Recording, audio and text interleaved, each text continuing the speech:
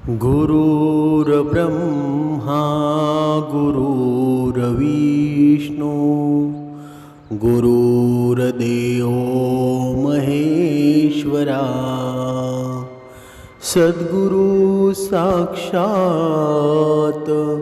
परब्रह्मा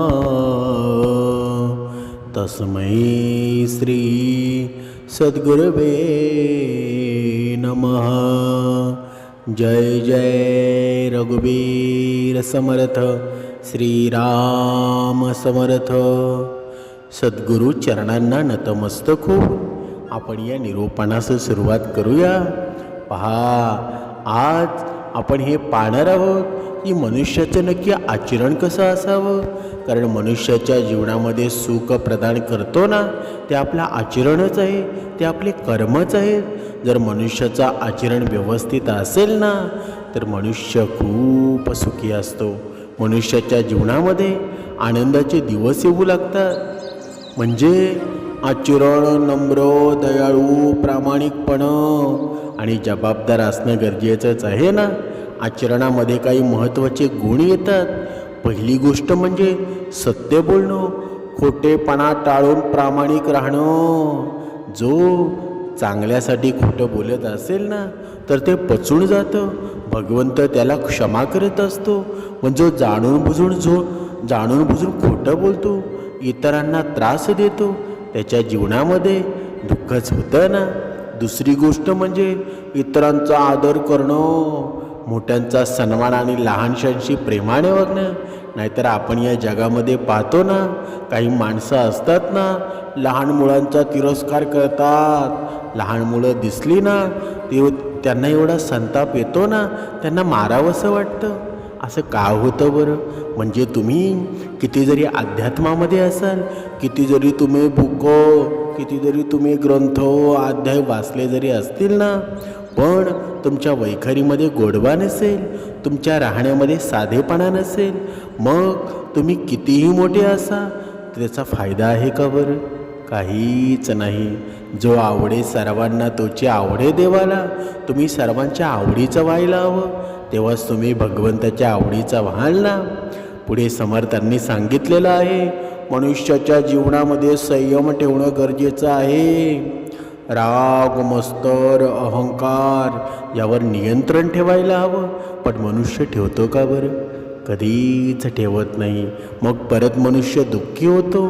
म्हणूनच समर्थांनी सांगितलेलं आहे ना, जोपर्यंत आपल्या जीवनामध्ये संयम नाही, तोपर्यंत दुःख आपल्याला सोडेल का बरं? कधीच सोडणार नाही। पुढची गोष्ट म्हणजे मदत करण्याची वृत्ती आपण ठेवायला हवी। गरजूंना शक्य ती मदत करणं, विद्यार्थ्यांना मदत करणं, अपंगांना मदत करणं, कर्तव्यनिष्ठ राहणं, आपलं काम मनापासून आणि वेळेवर करणं। कधी बघा, आपल्या जीवनामध्ये आपण करतो काय? आपली कामं आपण दुसऱ्यांवर सोपवून देतो। मग त्या कामांमध्ये आपल्याला यश मिळेल का बरं? कधीच मिळणार नाही। स्वच्छ आणि शिस्तबद्ध जीवन जगणं, वागण्यात आणि विचारांमध्ये ज्याच्या स्वच्छता असेल ना, त्याच्या जीवनामध्ये आनंद निर्माण होत असतो। पुढची गोष्ट म्हणजे क्षमाशीलता, चूक माफ करून पुढे जाण्याची वृत्ती ठेवणं। ही आचरणातील सर्वात महत्त्वाची गोष्ट आहे ना। चांगलं आचरण आहे ना, माणसाला समाजामध्ये मान, विश्वास, प्रेम हे सर्व मिळवून देतं ना। त्यामुळे विद्यापेक्षा आचरण श्रेष्ठ असं मानलं जातं। बघा, आपण विद्या आहे ना, आपण अभ्यास करतो, अभ्यासामध्ये आपण कलेक्टर बनतो, मंत्री बनतो, संत्री बनतो, नव्हे तर मोठमोठे अधिकारी बनतो। पण आचरण आपल्याला विकत घेता येतं का बरं? एक वेळेस तुम्ही विचार केला ना, तर नोकरीसुद्धा विकत घेता येते, पण आचरण विकत घेता येईल का रे बरं? हे सुसंस्कृतपणा आहे ना, तो मनुष्याच्या जीवनामध्ये आपल्या आईवडिलांकडून मिळत असतो। हा आचरण आहे ना, मनुष्याच्या जीवनामध्ये मनुष्याला श्रेष्ठत्व निर्माण करत असतं। बघा, अनेक संतांनी या माणसाबद्दल, या आचरणाबद्दल खूप सुंदर काही सांगितलेलं आहे। संत तुकारामांनी सांगितलं, जे का रंजले गांजले त्यासी म्हणावी जो आपुले। म्हणजे दुःखी आणि गरजूंना आपलं मानणं हेच खरं मानवतेचं लक्षण आहे ना. नाहीतर नुसतंच मी मोठा माझ्यासारखा कोणीच नाही, त्या जीवनाला काही अर्थ आहे का बरं? अजिबात नाही.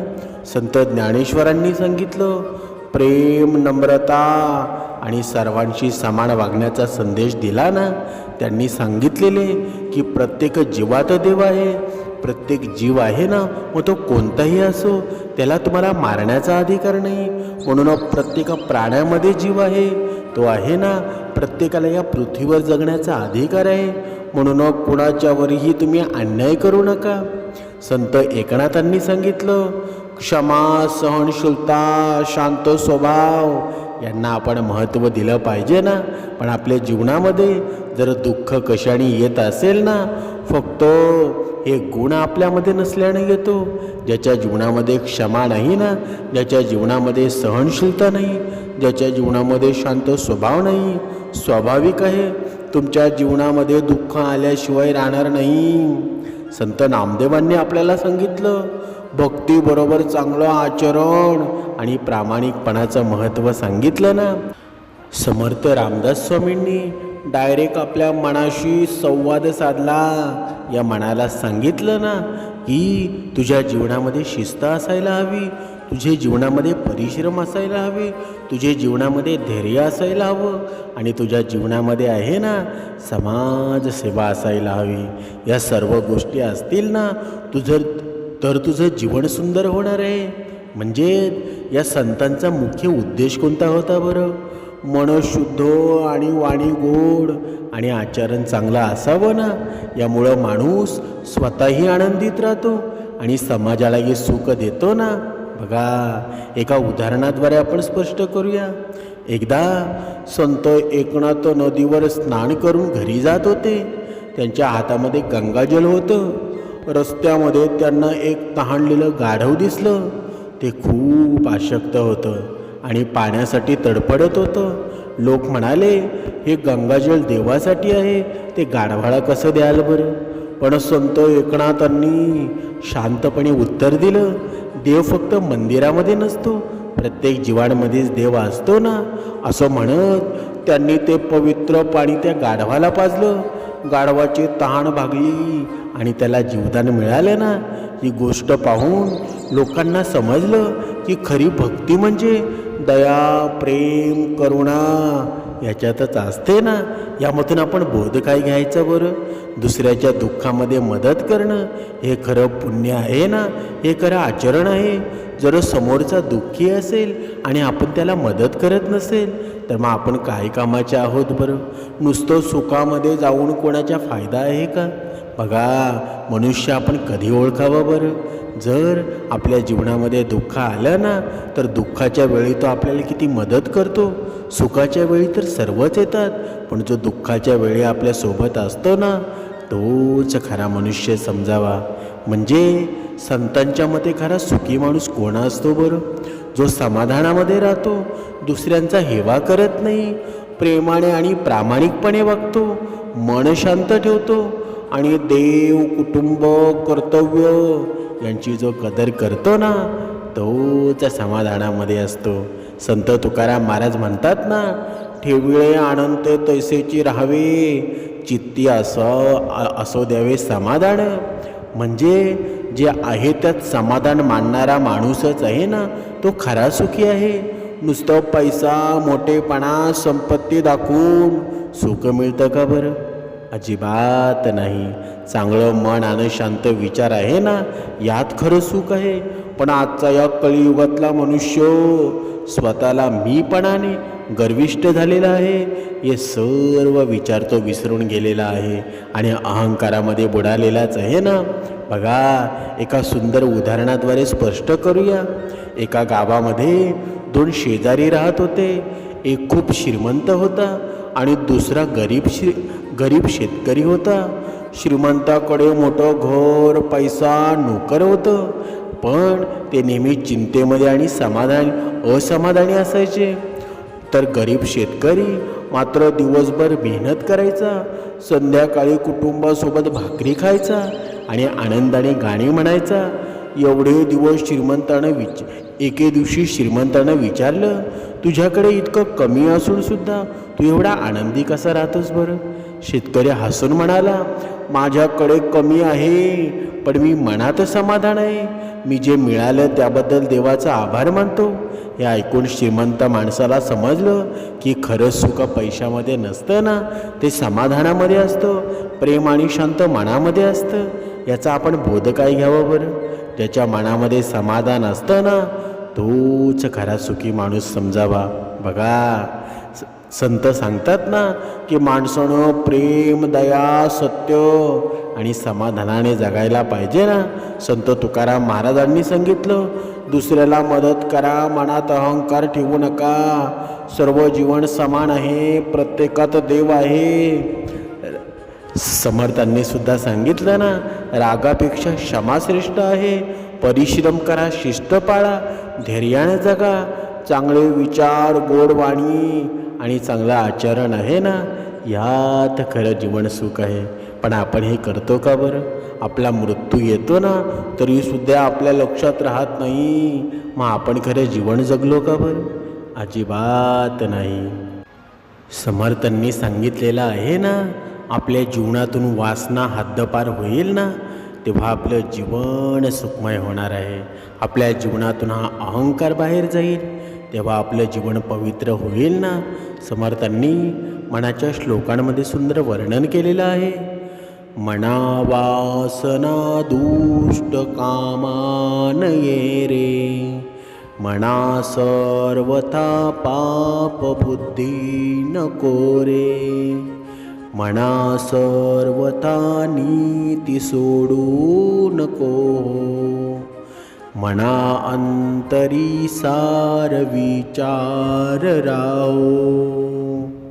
म्हणजे या शब्दांचा अर्थ काय आहे बरं?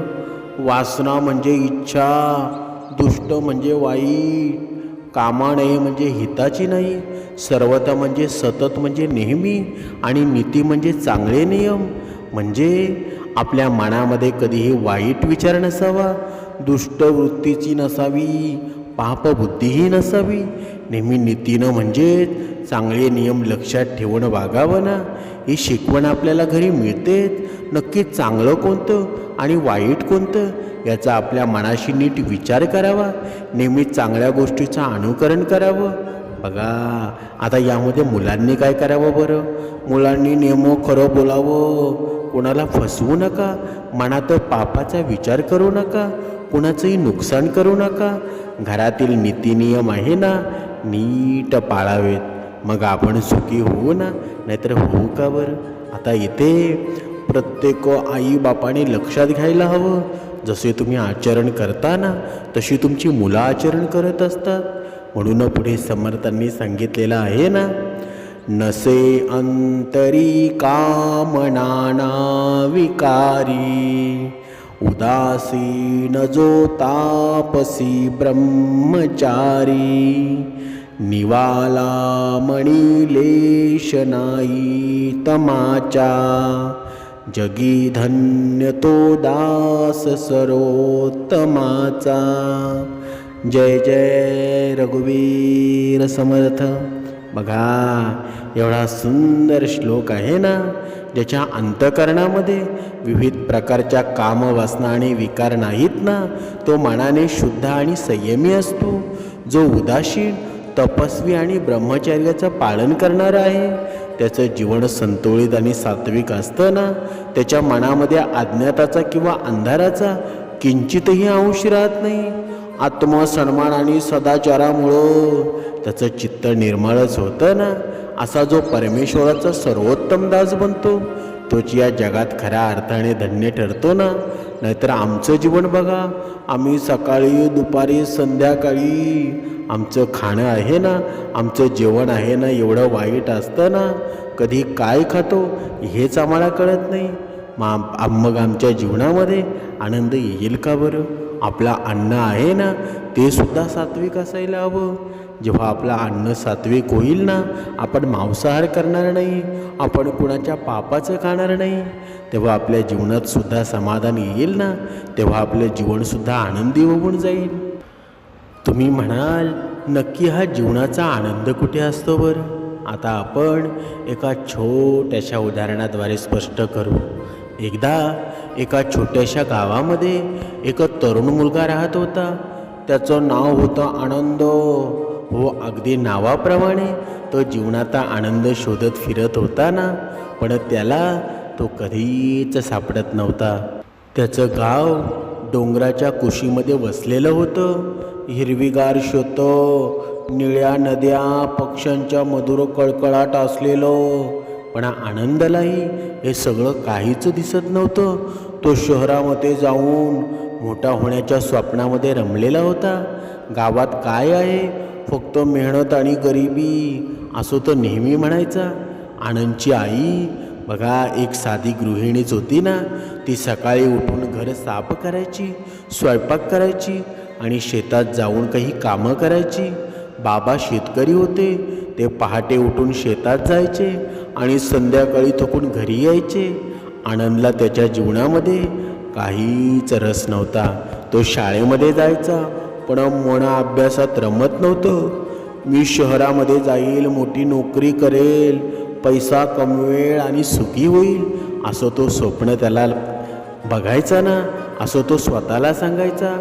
शाळेत त्याचा एक मित्र होता. त्याचं नाव विजय. विजय राहायला शहरामध्ये असायचा, पण सुट्टीच्या गावी यायचा ना, तो सांगायचा, शहरामध्ये कार, मोठ्या इमारती, सिनेमा, तिथे खूप मज्जा आहे. आनंद ऐकून मोहित व्हायचा. एक दिवस आनंद आणि विजय डोंगराआड जातात. तिथे एक जुना मंदिर होता. मंदिरामध्ये एक साधू राहत होते. साधू म्हणाले, बाळांनो, जीवनाचा आनंद बाहेर नाही, तो आतमध्ये असतो. मन शांत ठेवा. आनंदने हसला. साधू बाबा, आनंद पैशात आहे. बाबा म्हणाले, चूक आहे तुझं. पैसा सुख देतो, पण आनंद नाही. आनंद छोट्या गोष्टीमध्ये आहे. त्या शब्दांचा आनंदवर परिणाम झाला नाही. तो शहरामध्ये जाण्यासाठी तयारी करू लागला. पण एक दिवस विजयचा अपघात झाला. तो शहरातून येताना गाडी उलटली. आनंद दुःखी झाला. विजयला भेटायला रुग्णालयामध्ये गेला. विजय म्हणाला, आनंद, शहरामध्ये पैसा आहे पण शांती नाही. गावात राहा, तिथे जीवन आहे.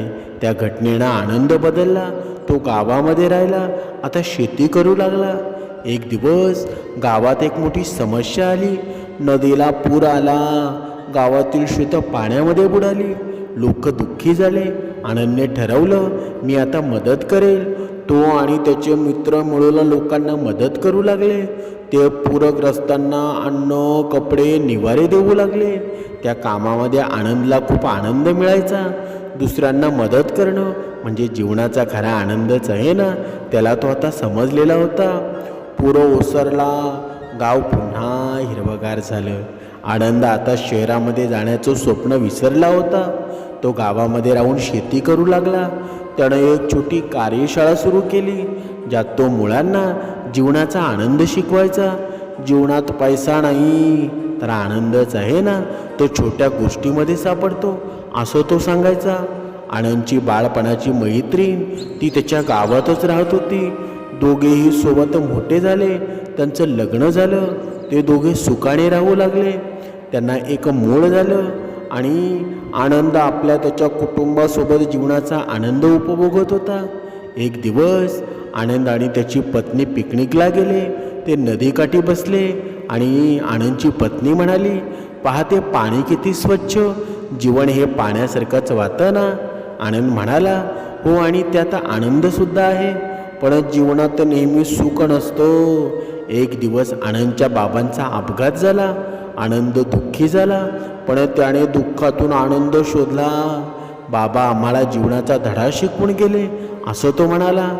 आनंद आता लहान लहान गोष्टीत आनंद शोधू लागला होता. लोक आनंदाच्या शिकवणीतून जीवन जगू लागले होते. छोट्या छोट्या गोष्टीमध्ये आनंद शोधणं हे त्यानं सर्वांना शिकवलं होतं ना. म्हणजे ही कथा आपल्याला काय सांगते बरं? जीवनाचा आनंद आहे ना, जीवन एक प्रवास आहे, ज्यात सुख आणि दुःख दोन्हीही असतात. पण आनंद तो आहे ना, जो छोट्या गोष्टीमध्ये सापडतो. फूल, पाऊस, कुटुंब, मित्र, मदत हे सगळं मिळून जीवनाचा आनंद होत असतो. भांडणं करून आनंद होतो का बरं? लोकांना दुःख देऊन आनंद मिळत असतो का बरं? कधीच नाही. जीवनाचा आनंद मिळवायचा असेल ना, भगवंताचं नामस्मरण आपल्या मुखामध्ये असायला हवं. दुसऱ्यांच्या कल्याणासाठी आपण कामं करायला हवी. दुसऱ्यांच्या जीवनामध्ये दुःख येऊ नकोस तेवढा चांगला विचार आपल्या मनामध्ये असायला हवा. तरच आपल्या जीवनामध्ये आनंद निर्माण होतो. तसं होईल का बरं? कधीच होणार नाही. अवधूत चिंतन. श्री गुरुदेव दत्त.